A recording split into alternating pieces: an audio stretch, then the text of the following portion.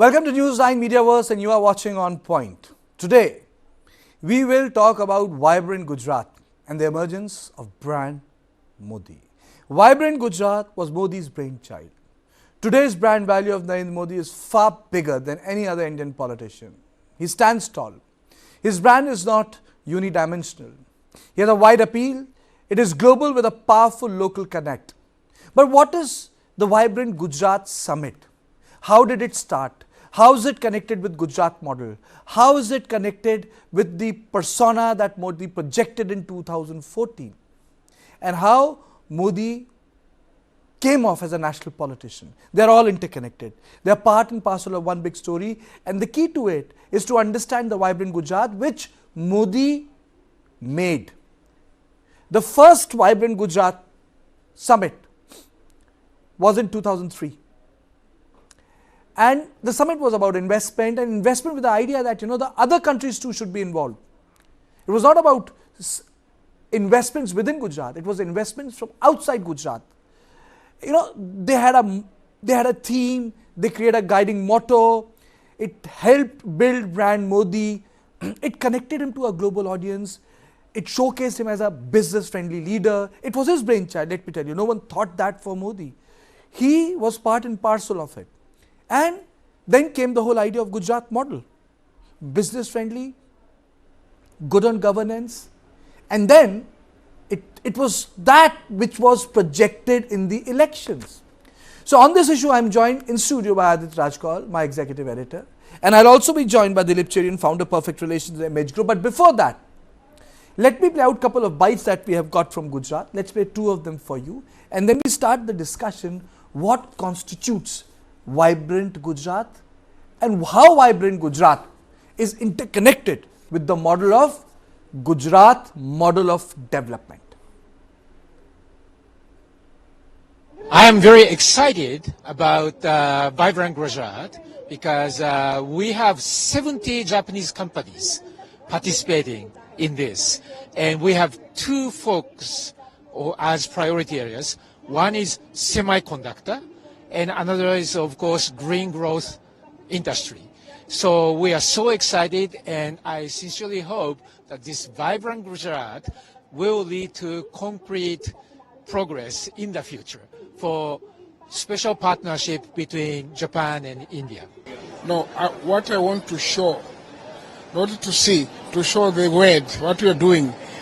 And this we can do together in Mozambique, together with India, with Gujarat, growing there, and we have market enough in Mozambique, market in Southern Africa, market in Asia, everywhere. Thank you. Let me go across to Aditya. Aditya, the brand Modi is unstoppable. But how is it linked with Vibrant Gujarat? And the fact that, Modi was also, to get UAE President Mohammed bin Zayed Al Nahyan in Gujarat, it's not a small feat, He's supposed to be the godfather of MBS and the breakthrough which has taken place in West Asia. How do you put it? Because this Vibrant Gujarat is far bigger than the other Vibrant Gujarats that have taken place. One thing that we need to remember and keep in mind always, because in future, we'll look back at history and there would be studies done on the Modi model. There will be studies done on this independent figure, Narendra Modi, and how he met the success ladder.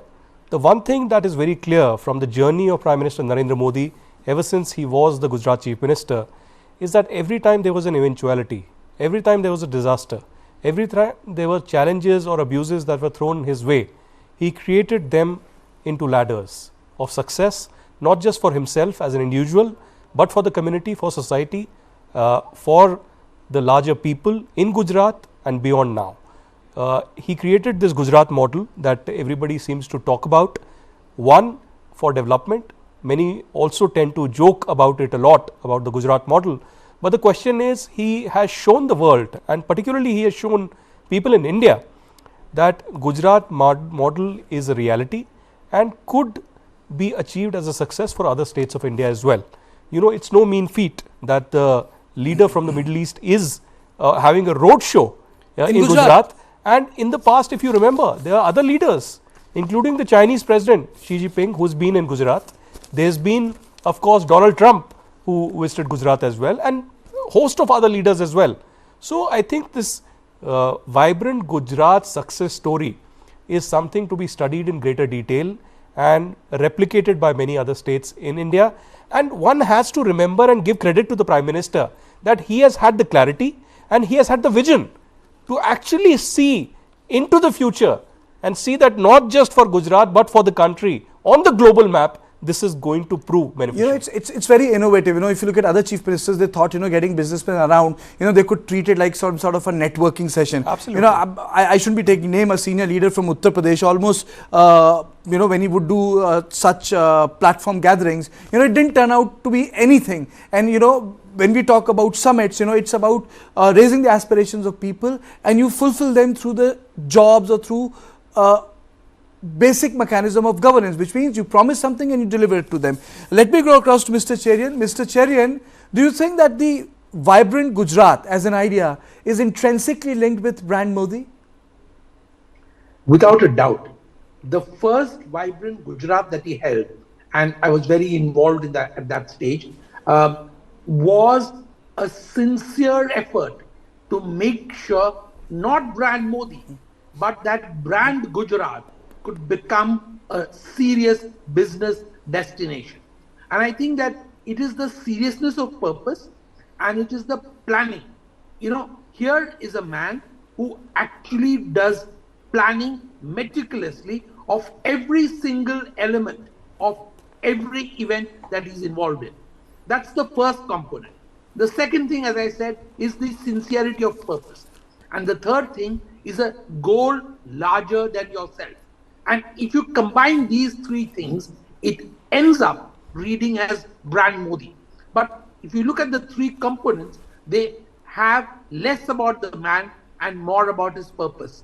And I think great brand building, and I've done brand building for multiple people, let me tell you that great brand building involves a level of selflessness and clarity of purpose, which is what you see Vibrant Gujarat and the trajectory at which it has grown to where it is today. Today, what you're seeing is almost unrecognizable from what was started in the year 2003. How do you define brand Modi today? What constitutes brand Modi? I would say that the brand Modi resonates in terms of the consumer of the brand in two ways, certainly. One, someone who has huge ambitions for whatever he's embarking on.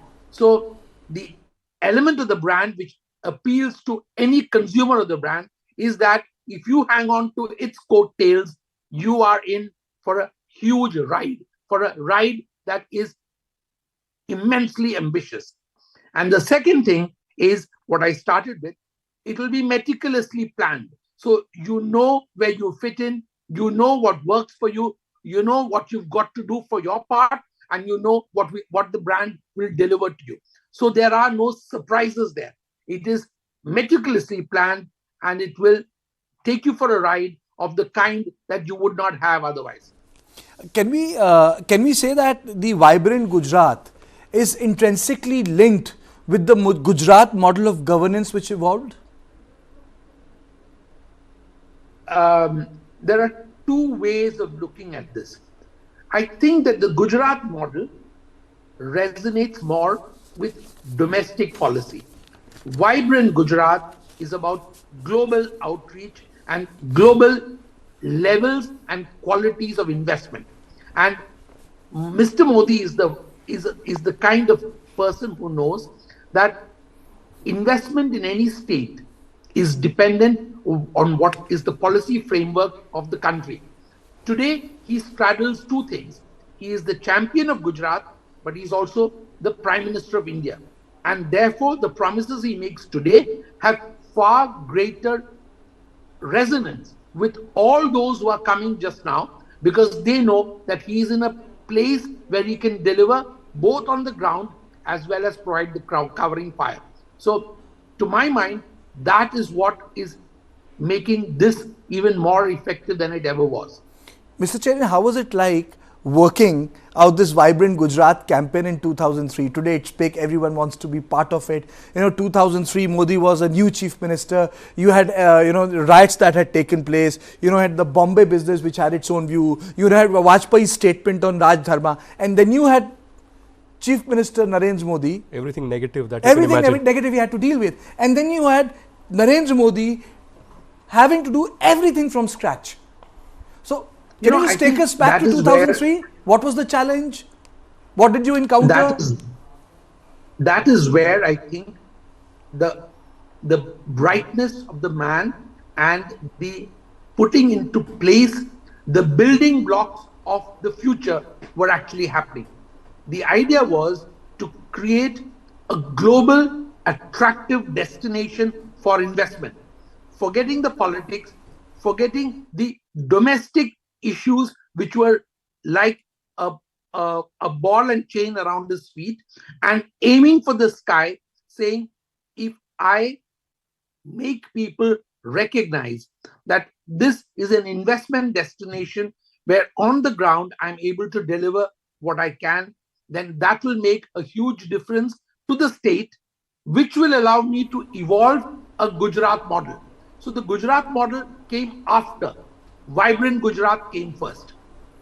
When we talk about Vibrant Gujarat, this, we can see Mohammed bin Al Zayed there, but Smriti Irani is also in Medina, and it's not a small feat. I wouldn't say that it broke the net, but it caught people's attention. There Smriti Irani is there, and you had this sort of a debate 2 or 3 years earlier where foreign dignitaries, when they visited Saudi Arabia, had to cover their heads with scarf, though the rules are not there anymore. But then even Smriti like this in that place also speaks volume about Modi's outreach in West Asia. Absolutely, Kartikeya. We've seen time and again there have been deliberate controversies being built around Prime Minister Narendra Modi, the BJP government, and who would have thought, when the entire government, the entire nation's attention is on Ayodhya, is on the Ram temple inauguration, here comes an invite from the Saudi government and the Saudi royal family, and we have a delegation led by Smriti Irani, and then MOS, MEA part of it. There are other bureaucrats from the IRS, IAS and IFS who are part of it.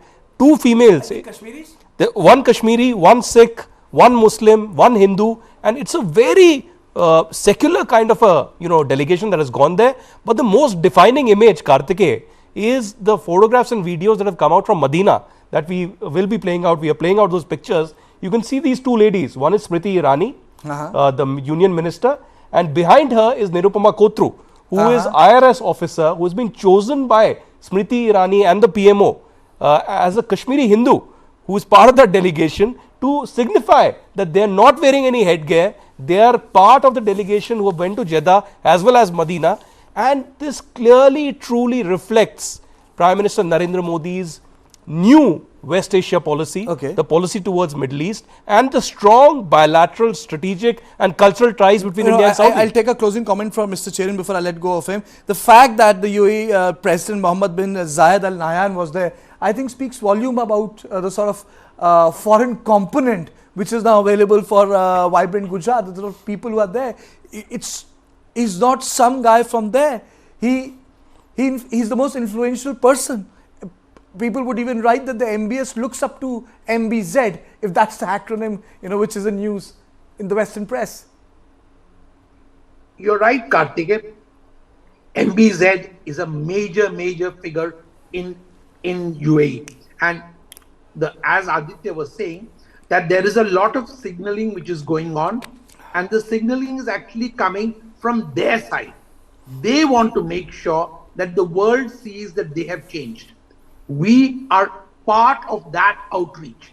And the fact that we are doing this so strongly also reflects the fact that as an economy, we are extremely attractive, and MBZ and other leaders from there are actually leading the charge into investments in the ground, on the ground in India.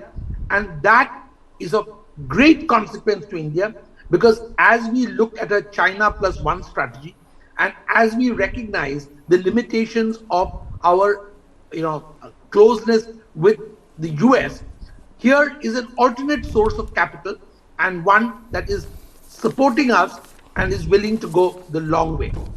Thank you so much, Mr. Chairman, for joining me. But Aditya, the larger picture is that Vibrant Gujarat is happening in the wake of the Lok Sabha election. This has happened after 4.5 years. It stopped because of the pandemic. It's happening after 5 years. But there are other questions also, and the questions are that how Vibrant Gujarat model of development not only were product of Prime Minister Modi, but contributed back to PM Modi. And the other question is this decluttering habit of Prime Minister Modi, taking things away from Delhi, taking it to various regions, whether it's Assam, whether it's Jaipur, whether it's Gujarat. This decluttering is an important theme of Modi brand. Not everything important happened in Delhi. It's time for a short break. Once I'm back, then Aditya is going to respond to this question. Why does Modi do that? Ram's Ayodhya rebuilt.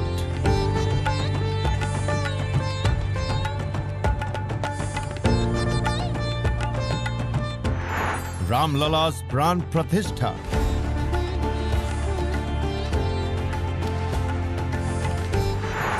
Countdown to January 22nd.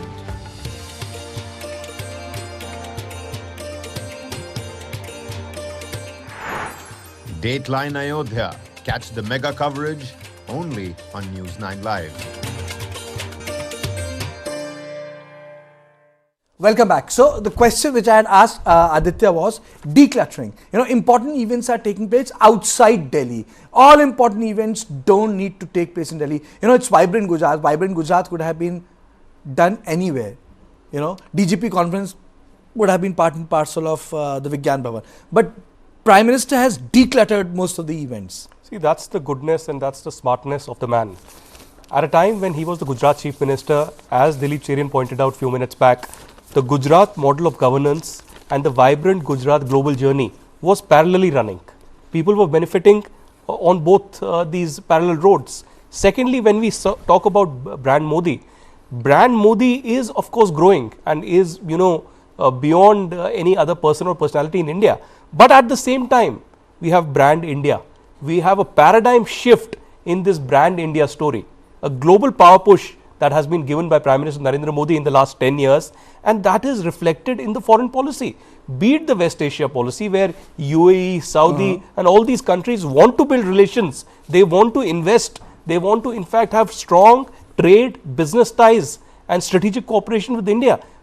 UAE and Saudi aren't the only ones. Israel, for that matter, several other countries in that region actually want to build personal rapport with the Prime Minister, because they know once the man is a good friend, there is the personal rapport and he means business. And certainly he will make things possible. I am also joined by Mr. Santosh Desai, author, columnist, noted personality, someone who understands the world of brand, someone who understands the world of ads, someone who understands the value which branding brings about. Sir, my question to you is it correct for me to say that the Vibrant Gujarat and brand Modi are interconnected?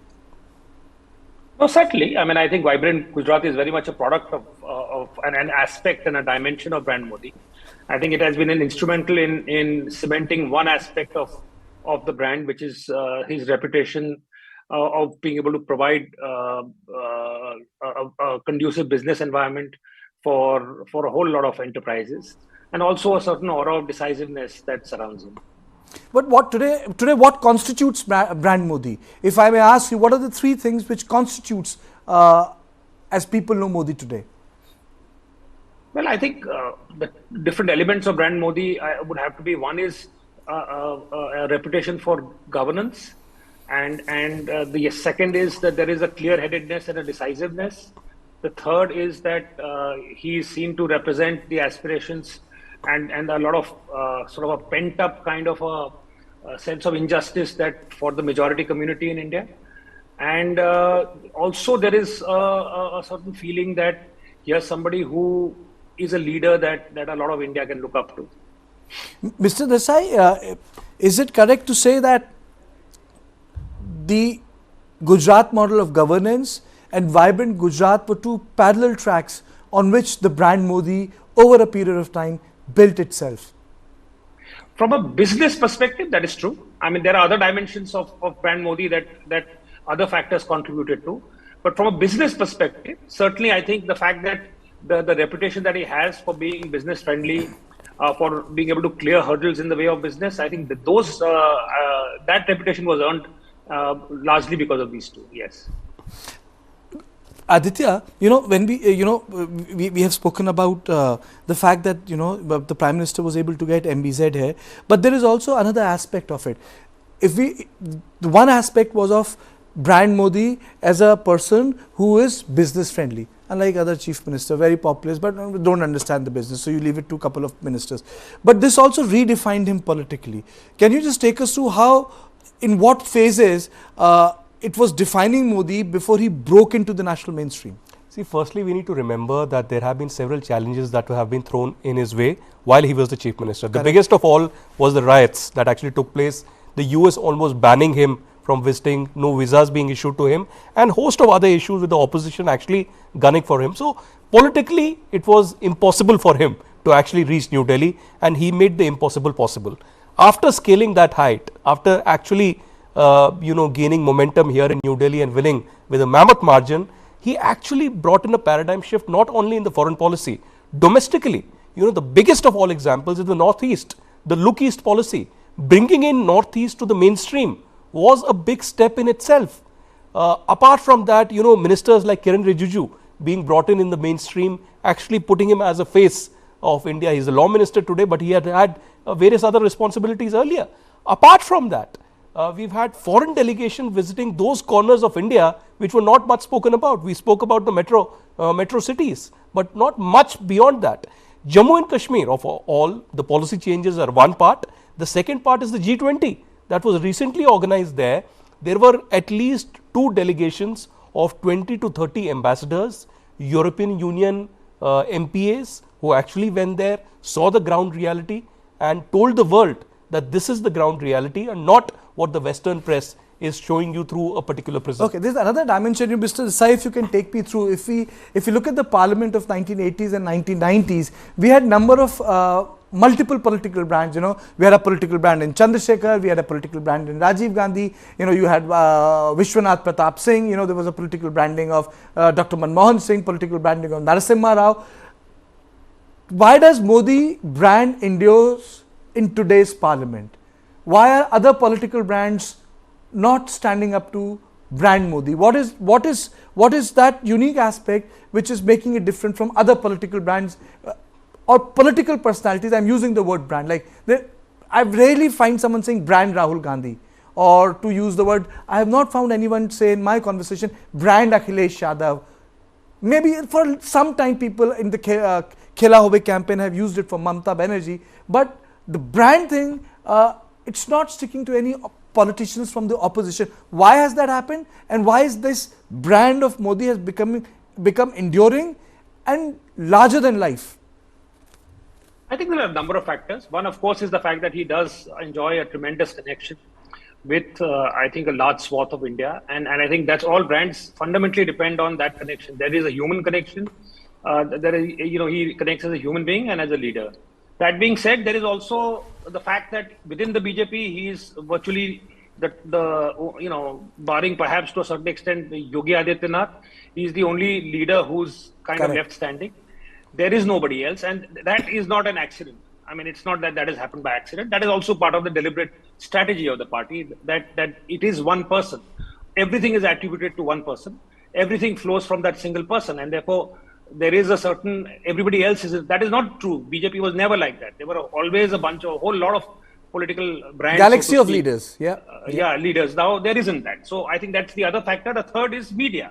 The fact that, that there is such enormous support to the point of cheerleading where there is no opposition and there is no scrutiny from media.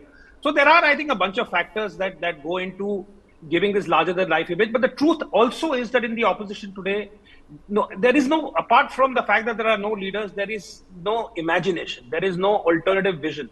There is nobody, barring for a brief period of time, Arvind Kejriwal, who, although politically not as significant because he's only in Delhi and Punjab, and hasn't really made a dent elsewhere. But there was at least a sense of a new political imagination for some time, which now is no longer as strong. So I think what you have are one, a real connection that Mr. Modi has with the population of India, two, a deliberate strategy to place him as a leader above everybody else, but then also a weak opposition where it lacks a vision or any alternative imagination that is capable of creating a connection and becoming brands. You know, Mr. Desai, before I let go of, I was reading an article in Hindi newspaper written by Shekhar. He connected slogans with the branding. And I want your comment on that. He said the one nara which was used by the opposition party was first let me tell you what Indira Gandhi said, 1979 election, Indira Gandhi, her slogan was, "Aapko kya खिचड़ी सरकार चाहिए या मेरी मजबूत सरकार चाहिए?" And it defined Indira Gandhi. And another point of reference in that article was when George Fernandez and Dandavate said, "हम कहते हैं Indira हटाओ," she turned it around and said, "नहीं, वो कहते हैं Indira हटाओ, मैं कहती हूँ गरीबी हटाओ." Or so I'm just saying, is it also lack of slogan, which is not imaginative, sort of a wording of what their politics represents, which is eroding their own brand value, not creating a new brand. Yeah, I think the slogan is certainly, would be useful, but I think eventually the slogan captures an idea. So you must have an idea which you capture in a slogan. I think the problem is a little more fundamental than a slogan. The problem is that if you are to choose an option to somebody, a brand as strong as Modi, then you need an equally powerful, compelling. Imagine what is their vision for the future? What is the kind of India that they want to build? What is the fact is, if the Congress has, let's look at its record in the states in which it was governing. What difference did the Congress make there? Is there a difference of a tangible kind that they made? If not, a brand is not just about promises, it's about delivery. And if you can't deliver anything of substance, which is an option to something that is strong and so powerful, then you don't deserve, to come into power. And that is pretty much what is happening with the opposition. I think that's a very important point, Aditya, because Congress after 2013, after losing Delhi, has not been able to retain any state twice over. Delhi was the last time, that was the third election they lost to Kejriwal, but the BJP has been able to retain states. Thank you, Mr. Desai, so much, but the Congress has not been able to retain any state for that matter. I think this is somehow connected with delivery. After an election is over, people say, well, bahut yahan garbad ho gaya hai. So, on the other hand, BJP has been able to retain a lot of states over a period of time. Gujarat has been retained for so many years, but then to, retain Assam, to have retained Uttar Pradesh, it requires some sort of a political management, aspiration management. It's time for a short break, but we will come back and then understand the history of making of brand Modi. How did the idea germinated? How did it start? Who were involved? How was it built?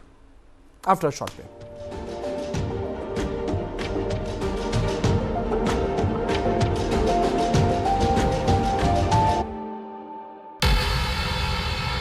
Pakistani spy agency ISI's sinister plan to target India. Training women to honey trap top civil and military officials. Counter honey trapping ops initiated by India. But gullible victims still caught in the web. Top military intelligence experts break down the web of deception. Colonel Hani Bakshi explains the phenomena of honey trap. जहां पे भी आपको लगेगा, उनको लगेगा कि there is a person who is susceptible to women, who's making a lot of women friends on the social media. That is where they will make a spoof account and then start luring the person. Colonel Pavitran Rajan decodes the psyche of the victim and the predator. But when you go up the chain, no one enforces it to people at the top. That disciplinary regime and the security regime is not enforced at the top. And they usually have a public profile where it is much more easier to approach that person. A News9 special on how modern technology has added teeth to the ancient spying tactic.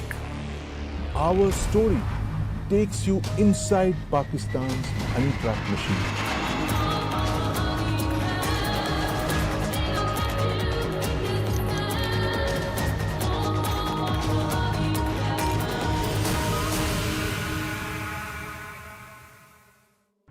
This and more, streaming on world's first news OTT, News9 Plus. Download now. Currently, the industry is facing a lot of challenges as far as demand is concerned. Basically, the US markets has slowed down because of high inflation. So obviously, diamonds being a dream product, something which doesn't have a utility value or is seen as a luxury. So that obviously goes off your shopping list. That's the first item that will go off your shopping list, especially in recessionary trends. That lab-grown diamonds are not mined, and they do away with the entire mining. So they save up on all the environmental damage that is associated with mining, and of course, the mining cost, which is why they're even more affordable. People that is impacted by all these recessions are the artisans, are the people who work in this industry, right? But I think lab-grown diamond has allowed them to actually use their skills in the same product. This and more, streaming on world's first news OTT, News9 Plus. Download now.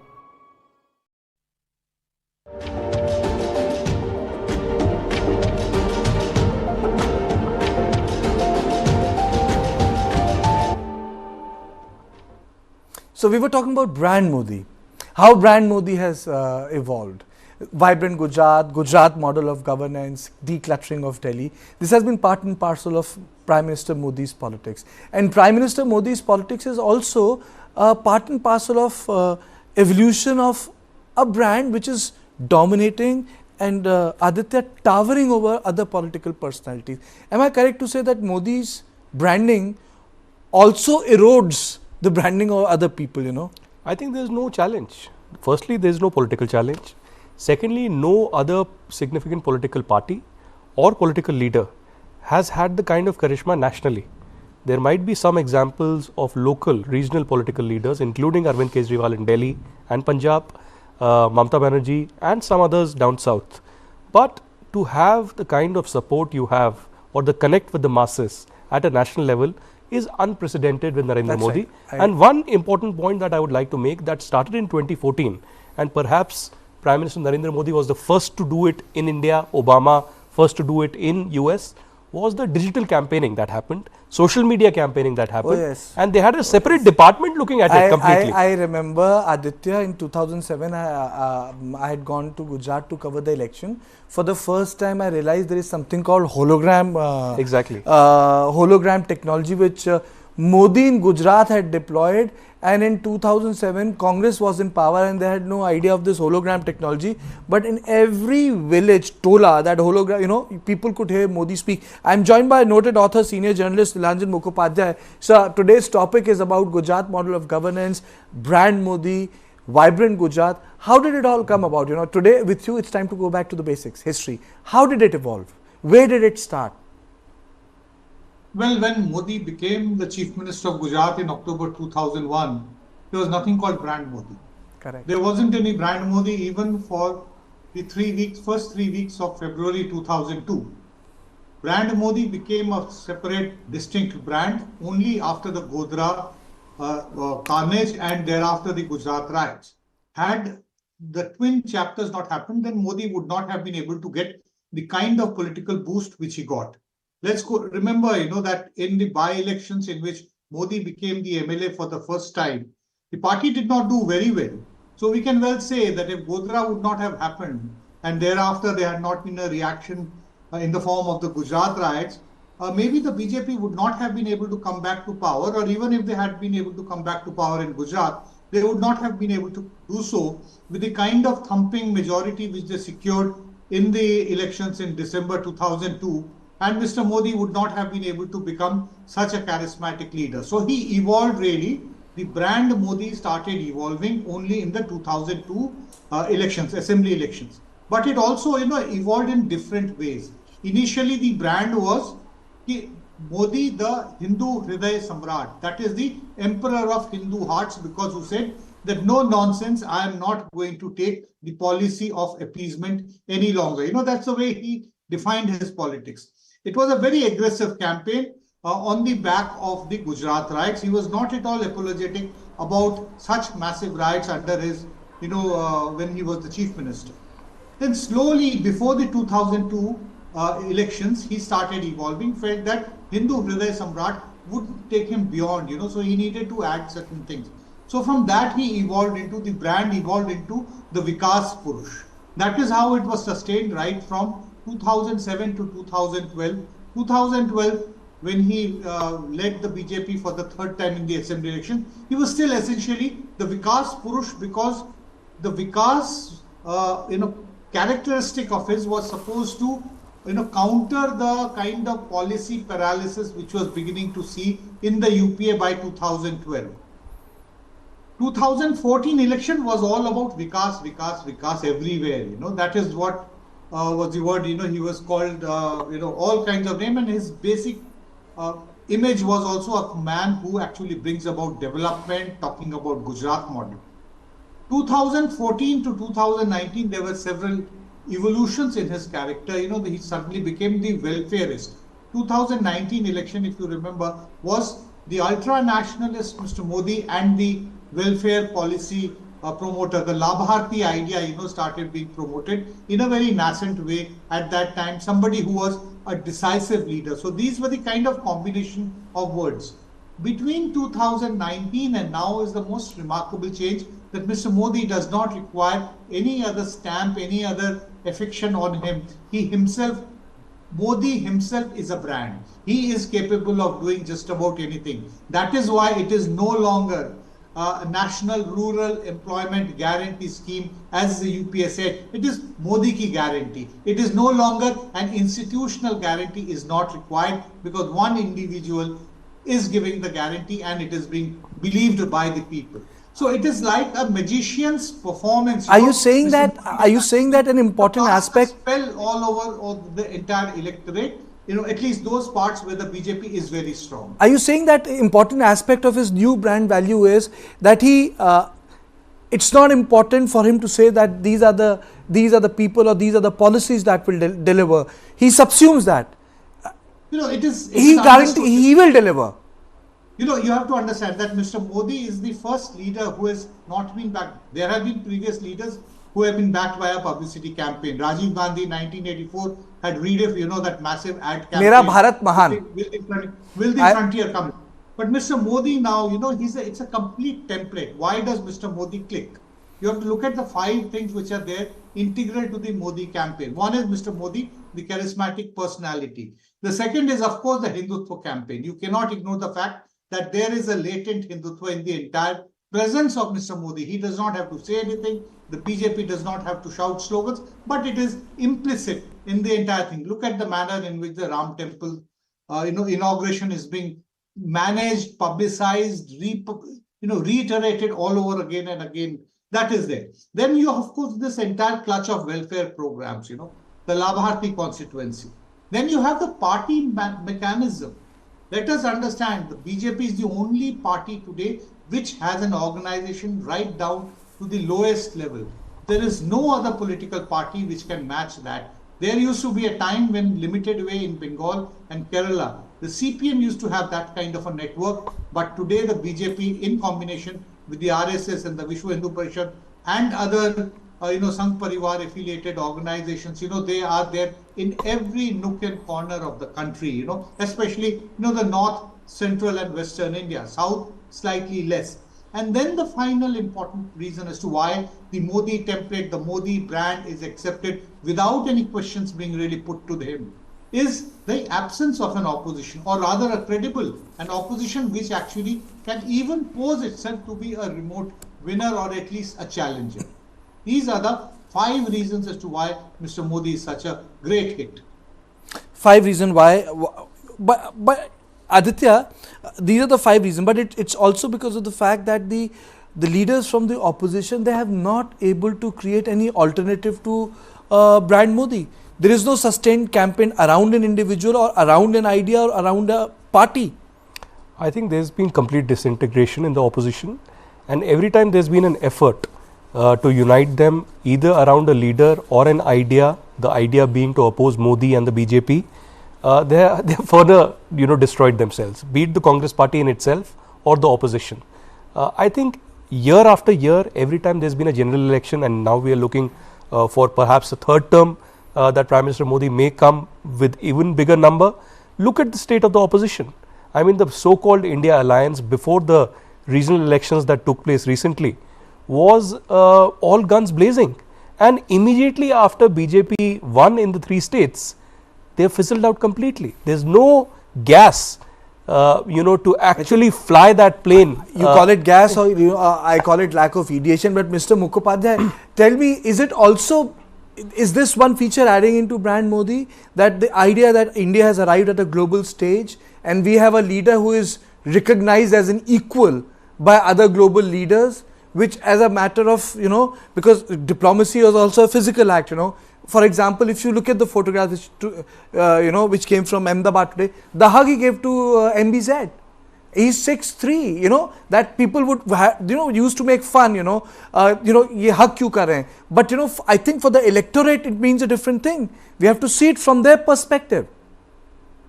It is not that India was not respected globally. India was considered to be the leader of the third world right from the 1950s. We were the leaders of the non-aligned movement, one of the most important blocks which was necessary to get the world moving and get development started after the Second World War. And even thereafter, through the 60s and 70s, of course, economically, we were not doing so well. But then you cannot say that, India was not a very, respected country in the world. I remember, Mr. Mukhopadhyay, I must make myself very clear. I said the narrative. I did not say it as a fact. I said as a narrative, that the belief that people have that we have arrived there. It adds to the brand Modi. What I am trying to say is that you have to give me time, that right from day one in his prime ministership, Mr. Modi was aware of the fact that he has to show that he was making resonance, erase the negative international image which he had. Mind you, that when he became prime minister, he had been denied visa to travel in most countries in the world except China, Japan and a few other countries, United States, Britain, Europe, several countries in Europe, he had been denied visa. So he had to, put an end to it. Not only put an end to it, but he had to be, welcomed very warmly. That is how his policy, his entire approach of what we used to call the hug diplomacy, that is how it started. And he would always go abroad and show that he has the mandate of more than 1 billion people here. And he would come back and say that, well, I have got respect for Indians. It started as early as 2014 September when he came back from the United States. Correct. After that famous, Madison Square Garden rally, which was a meeting with the diaspora. It created a completely different, constituency, the Indian diaspora outside, which actually made the global leaders realize that there is a very strong diaspora which is electorally important in their country. So Mr. Modi has to be respected because he has their support. We can get their votes only because of that. Let's not forget that in 2018, Mr. Modi went and had an event called Howdy Modi in Texas, where Donald Trump came, when he was the president of United States. So these are very significant realizations that Mr. Modi had the capacity not just to deliver the Indian state and the policies, but also votes for them in their own country. Aditya, I would say, going by this logic, the Modi has the capacity to sway the Indian electorate globally. It boils down to that. Absolutely. People have been talking about the Maldives and how, some of the leaders in Maldives might be in touch with Amit Shah and Prime Minister Modi to actually make changes. But the reality is that, yes, he has the kind of charisma, he has the kind of connect. And let's remember that the Indian diaspora is huge, not just in US, not just in UK, Australia, but many, many parts of the globe. Everywhere you visit, there are Indians in flocks, in the IT industry, in hospitality, elsewhere. In Maldives, the controversy that we are speaking about, there's a huge population in the hospitality industry. And Prime Minister Modi has that kind of rapport. I mean, you personally would have visited a lot of countries where Prime Minister has spoken and addressed the Indian diaspora. We will be, of course, seeing on, I think, 13th or 14th of Feb, when the temple inauguration takes place in UAE, he will be addressing the Indian diaspora there, and again hundreds and thousands of people will be coming there. We've had the Prime Ministers of Australia, the Prime Ministers of UK, the President of US and other dignitaries from Singapore, from Malaysia, from all around the world actually accompanying Prime Minister Modi. There is no doubt about it. If you ask me, from Jakarta to Tel Aviv to San Francisco to Beijing, there can be other places which I don't recall. I had covered his diaspora rallies, and let me tell you, it's not a small feat to organize them, and people are there in thousands and thousands and thousands. Thank you. Waiting for hours to get. And not only waiting for us, but actually waiting to listen to him and responding. Not a crowd that you collect and you put them out for a show. It's a crowd which connects and organically connect, more than that. But I think that's also part of brand Modi. Thank you, Mr. Mukhopadhyay, for joining me on the show. Thank you so much, and for explaining in 5 parts what constitutes the brand of Prime Minister Modi. I think it's unstoppable Modi. Before I end this program, I wanted to listen in the sort of excitement, the participation of the global community that is taking place in Gujarat. I think overall India really is in a fascinating stage at the moment, with very good development of the infrastructure, education system and things like that, which give good promise for the future, and definitely we want to continue to work with India and Indian companies. Yes, but what I find interesting is that Gujarat is sometimes called the gateway to India, and I think the Netherlands is sometimes called the gateway to Europe. And you can see that there are a few things that we have in common. For example, the port of Rotterdam is the biggest port of Europe. And also ports, the access to the country is also very important for Gujarat. So you can see that ports, logistics is a very strong sector where we do work together. We do work together in agriculture. We have quite a few companies from the agricultural sector. On energy, we talked with your Chief Minister on hydrogen, for example, on LNG is another sector that's well represented here. We have NXP with us, who's working in the semiconductor industry, which is also something that's very much on the mind of India. So there are quite a few sectors where we can do a lot together.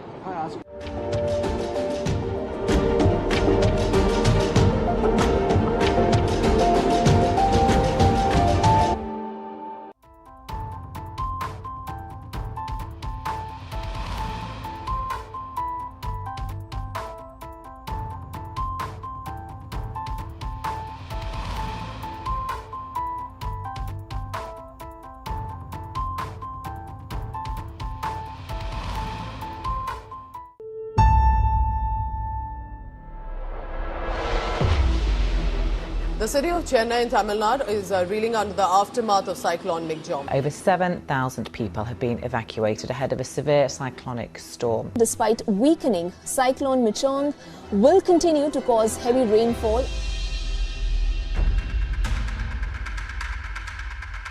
Nobody could build an infrastructure where in 2 days you are going to get around more than 50 centimeters of rain. Climate change is a very serious issue, and the coastal city of Chennai should take it very seriously. Year after year, one thing that remains constant in Chennai is the desperation and devastation that monsoon leaves behind. But none of us expected something like the cyclone Michaung to come in. It was almost like a out of syllabus portion which suddenly landed up.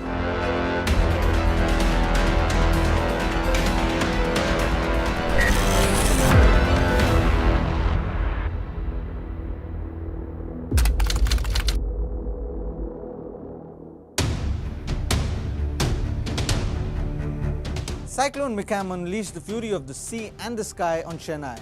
It turned the bustling metropolis into a vast lake, drowning in its own sorrows. And this is not the first time Chennai has faced the wrath of the floods or the rains. But what went wrong this time?